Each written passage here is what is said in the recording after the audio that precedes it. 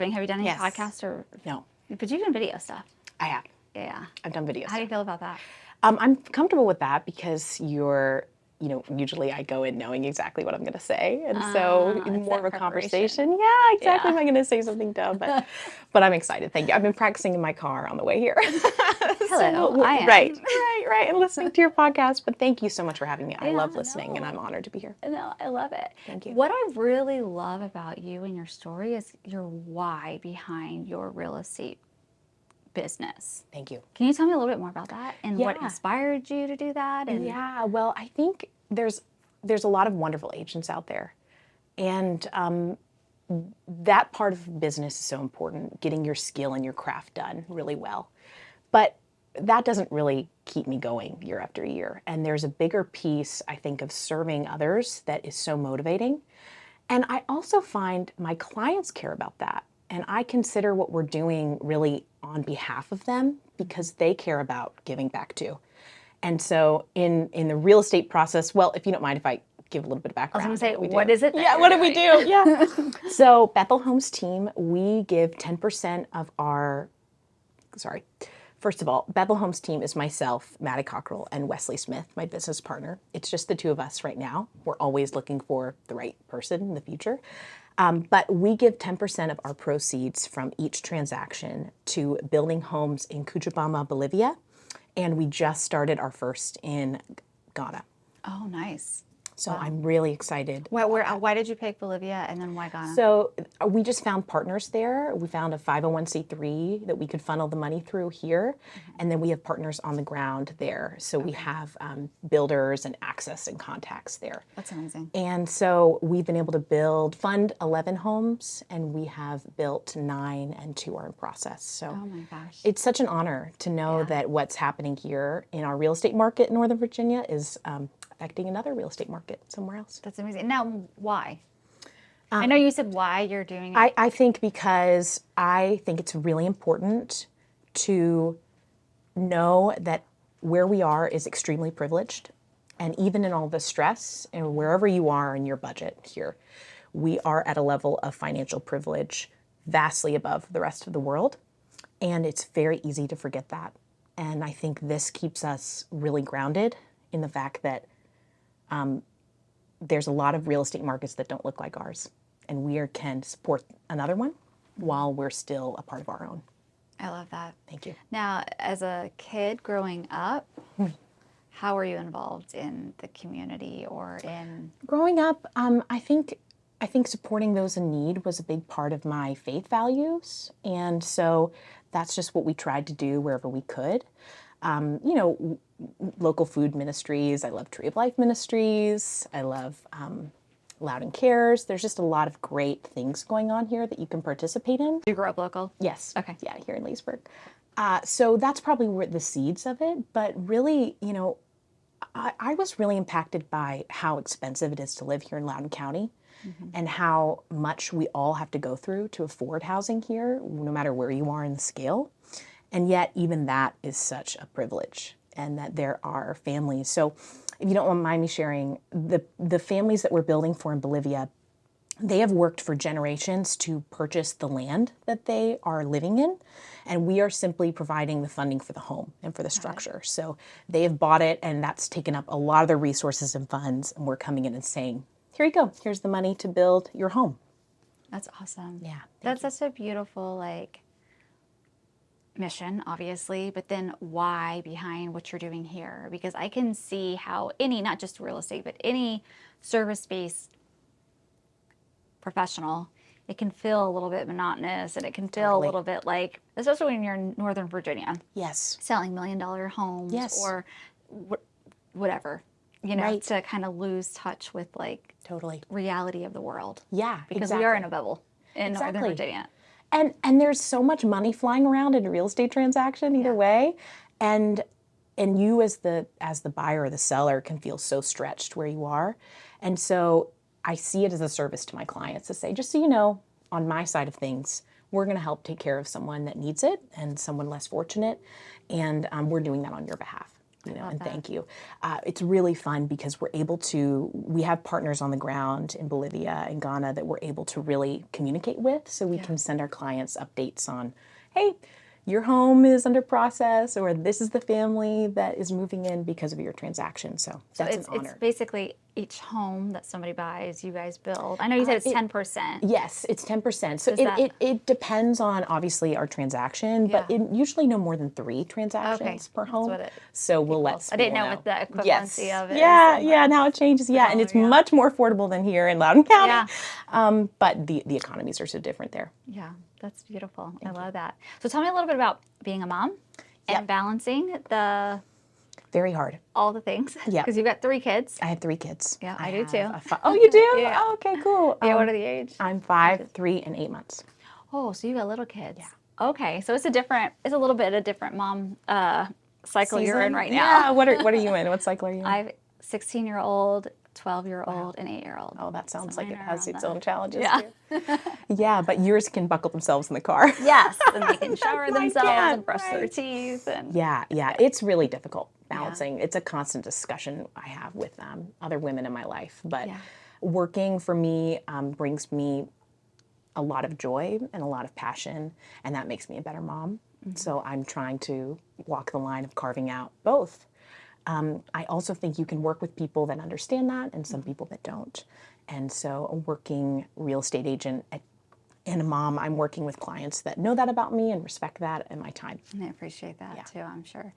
What type of communities have you found in this area that have helped you, whether it was before real estate or as an agent now, as a mom? Are there any groups that you're like a part of? I think I've developed a pretty organic group of young women realtors that I really rely on. Some are moms and some aren't. Part of my story is I got my license at 19. I've been in 8 years. So you were just a baby. I was a baby, and I have to tell you, I was so embarrassed of how young I was for so many years. One time, my broker, gave me a compliment in a meeting and said, hey, and she's only, 20. And I was so mortified and scared of people knowing how young I was. No. Right. But all that to say, there are agents a lot of agents are doing this as their second career. Yeah. And so it's unique to work with agents that this is their profession. This is what they're doing, and they've started off and they've studied this, and this is where they are, and especially young women, because it's a really male-dominated field. So when you're in an office, with many people 4 decades older than you, you kind of collect women that are younger, and we've really stayed in touch and supported each other. I love that. Thank you. That's awesome. It's How really are you? important. How are you navigating things? Because the last 3-4 years in real estate has been amazing for agents in our area. Yep.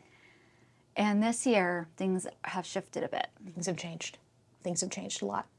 I'll say I work with a lot of first-time home buyers, and so the past couple of years was really challenging on that front in terms of how competitive everything was. Going up against 10 other offers per home for a townhome in Leesburg was really uncomfortable for those folks. But things are not better for buyers now. I mean, the inventory is not better. The interest rates are higher. So I have had to learn how to deliver a lot of bad news, and that's been difficult. That's why you said I deliver good news, I deliver bad news. Yeah, there's a skill to deliver bad news, and I never really knew that before. But it's hard. Quickly. Yeah, you do. Yeah, to get to the point and not drag it out and be clear and supportive. Yeah. How do you meet your potential clients now? Like, what's I'm your referral-based now. Okay. I started off as mainly Zillow leads about 10 years ago. I would show up at a home and someone had clicked, I want to see this on Zillow, and we met and tried to form a relationship. That form of lead generation is really not there anymore, and so I'm blessed to now just be referral-based, which is really important. What are some tips for somebody, not necessarily just a real estate agent, but just overall somebody who wants to build their business based on referrals? How do you nurture that? I think one really important factor for me is communicating with my past clients in a way that is low pressure, but reminds them that I am in real estate and I'm selling homes. And that is a balance that I think is really important for new agents to start. So when you do have a client, keeping that relationship going can really remind people that they can call you when they need to sell their home or their friend needs to sell their home. But at the same time, I've personally really shied away from such aggressive marketing because we're all being marketed to in the world. You know, we all hear it so much. So, and if you want to call me, you will, you know, and I hope you do. And I hope to remind you that I'm here, but I hope you want to call me when you get the chance. That's awesome. So in terms of AI, are you using AI in your business right now? I'm starting. Yes, I'm using ChatGPT quite a bit for developing marketing materials. Okay. Yeah. Do you do all your marketing on your own? I do. Okay. I do it all makes myself. it so much easier, doesn't it? It does. It does. You know, I have colleagues that are sending all that out, and I'm just not at that level, and I don't really want to be. What do you mean sending it all out? That are deflecting different parts, to, you know, hiring a marketing manager or you know, deferring their tasks different places. I mean, AI makes it easier. Oh, so much easier. Yeah, it's incredible. That is your assistant now. Yeah. I'm showing it to as many people as I can. Yeah. I don't know if you've tried the new ChatGPT Canva. Oh, Canva. Yeah, I haven't tried it, but I've seen it because I use Canva all the time. Yeah. I just haven't. What were the changes on it? So you can essentially tell this extra feature on Canva, can you make me this document or clean this up with ChatGPT, and it's the AI technology. So instead of going into ChatGPT, doing it, copy and pasting it back into Canva. And even image movement, they can move images around. Oh, I did see that. You can now click. So there's actually when I was messing around with reworking our YouTube covers, I was spaced too far from somebody because we used to do it. We don't do it now. We're both of us at Quick Store. We used to do it that way. And I was too far from the person. So I literally used that feature where I could just grab me, move myself over within the frame. I'm like, ugh. I know. It's getting faster and faster. And so everyone's marketing is getting better and better. Yeah. We need to stick there.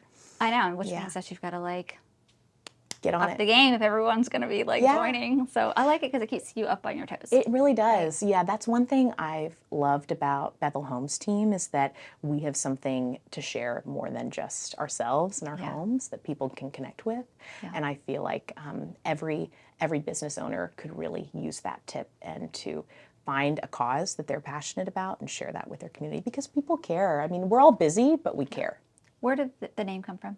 Bethel Homes means House of God. And my business partner and I have a faith-based perspective of the world. That definitely isn't a requirement of our clients. But to me, House of God is just a holy place, and that the home is very special and holy and important.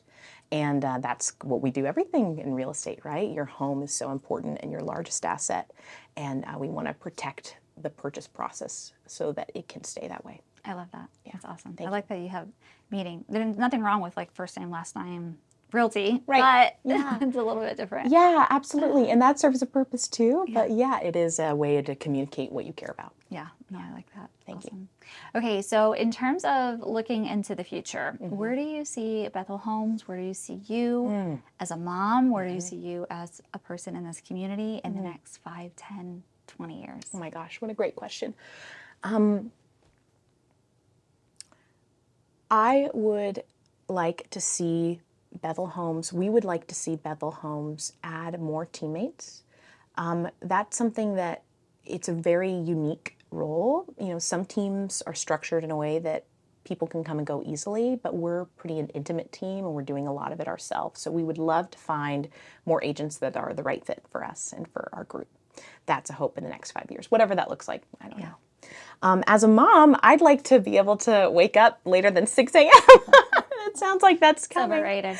It's overrated, right? I wake up at 4. You do, yeah. I just love it. Yeah, you're so good. Well, maybe I'll get used to it. On a personal level, I think as a mom realtor, I'd like to gain more boundaries in between my work and my children. And that is hard to do, but I'm finding myself, I'm taking a lot of calls in the middle of family time. I'm, having to step away because real estate, there's a lot of crises and things come up and you need to deal with them. So I'd love to challenge myself to just set some more firm guidelines on my hours of my business. And that's something I'm not very good at now. Yeah, I'm sure that's hard. It is, yeah, because there's a lot of high pressure, high stakes things going on, so not easy to set aside. Yeah, whether you're a mom or not, I think it's just being able to, especially as an agent, not that I have personal experience, but I know a lot of my clients are Right, agents, and right. that seems like number one biggest struggle Yeah. that they either had at the beginning or that they're still having after Yes. 20 years of being Right, an agent. right. We all need to figure that out, how to do that these days. Yeah. What's a resource, book, or podcast Mm. or course that you've taken that's helped you become a better business owner? Oh, what a great question. I would say probably any networking group in our community has made me a better business owner. I love the Loudon Leadership Breakfast. I love the Loudon Chamber events. I think whenever you're gathering with other small business owners in your community, the inertia that you get after that is so powerful. I mean, to walk away and just feel like I'm in this world, I'm in this community, there's other people trying to do what I'm trying to do. So I learned so much from those, even if they're from other fields. I love that. Thank you. What would you be doing if you weren't an agent? If you weren't allowed to be an agent? Oh, wow. That's a good question because I've done this. This is my only first career. I think that I would be, I have this little, well, I do something else. I have a family farm, Fort Bacon Farm in Percival. I have a little shout out to it. And my What's it called? husband, Fort Bacon Farm. Fort Bacon Farm. Fort Bacon Farm. We're on Snickersville Turnpike, and my husband and his brother raise grass-fed beef, and we have a little farm stand, and I love selling meat and grass-fed meat, so I think that's probably what I'd continue doing if I couldn't be an agent, selling local meat. Now, do you help with the actual No. processing? Thankfully we have a USDA butcher for that part, Okay. and unfortunately, I was trying to picture you with the big, it's not there. the overalls, and It's not there. I'm a fraud when I meet people. I'm not the farmer. I'm a fake farmer. No, and I'm watching the kids at home while he can move the cows. Yeah, no, That's the that's case. awesome. How many acres do you guys have out there? Altogether, the farm is close to 350 acres, which is amazing, and it's a fifth generation. It's a century farm, so we're honored to keep it going and working in Loudon. I love that. Now, do you help run the social media for that? Or I no? do. Yeah, Okay, I do. I'm going look it up now. Yeah, go look it up. Go look up. Very basic on the side, but thank you. So that's what I would do other than real estate. That's awesome. What do you hope for your kids? Like, what are your wishes for your kids? You mean in general? In general. What a great question. It would change for each of them, don't you think? I think a big prayer and hope of mine is that they find great friends, because I'm so supported by friends in my life and other women in my life, and I would like each of my 3 daughters to have wonderful female friends. Oh, 3 girls, I love 3 that. girls. I love Yeah, that. yeah. So Why is that really so hope. important? Because you said you've had it in your life. Yeah. I have sisters and I have close friends, and like we talked about, other women that we work with, and that inertia of relationship is so important. And so my hope would be that they each have really strong friendships. I love that. Yeah. What about you? For my kids, I think I want them to, I don't want to say find happiness, but just really find what, it's like literally a slogan we have on our cups here at the studio. But like, what sets their heart on fire? Oh, that's beautiful. You know, like to devote their life to something that they can wake up every day and be as passionate as I am. Right. To wake up and do what I do. And Right. I always have people tease me, and they're like, well, you're lucky because you get to be a photographer. And it's like, it's not really the photography thing. It's just being able to communicate and connect with people and get to know people and just love on people. And that's my thing that I'm passionate about. So I just hope my kids all find like that thing, and they don't get distracted by all the crap that's out there. Because it's easy to lose yourself in that. So I hope they find that thing and just pursue it. That is great. I'm going to add that to my list for my kids. I'm going to steal yours. That's a great idea. That's awesome. All right. So if you had one specific message to the world, just generalized, it doesn't have to be about business. It doesn't have to be about, raising kids, but just overall, what's something, and whether it's because you've seen it and it's frustrated you, or just something that's inspired you. I'm going to narrow the audience a little bit, if you don't mind. Of course not. Something that's been really important for me as a young woman professional is growing some teeth, is the term I like to use, or claws. I want to give the message to other young women starting a business that we can be kind, we can be loving, we can be fun and gentle, but we can also be fierce and aggressive. And Like a puma. like a puma. Yeah, that's perfect. That's perfect. And I was confronted early in my career with people that had been doing this a lot longer than me and were a lot older than me. And I had to defend my client. And some of those conflicts really showed me that I have an aggressive nature and some teeth that, at least in my industry, not every industry, I don't know in photography if you need teeth, but in certain areas of business, it's okay to tap into that and be aggressive when you need to be for yourself and for your clients. And I want to share that message to young women, and I wish I'd gotten it a little sooner, that that part of my personality and myself as a professional is a good thing. I love that. I love it too. You know how I reacted, though, when I was kind of confronted with a little bit of, for me, I guess it was competitive cattiness, right? Right. Is I reacted by saying I didn't have clients I had to fight for. Right. It was more of just For yourself. Competitive, correct. Yes. Not really even competitive. But I essentially retracted and I said, you know what? My walls are going up and I'm just going to build. Yeah.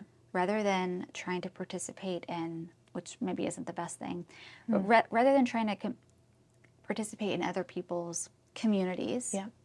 I'm just going to build my own thing. And you're welcome to come join if you want. Otherwise, I'm just going to build it over here. Beautiful. Because I didn't like that feeling of having to fight, Yep. you know. So, and that served you well. And it did serve me well.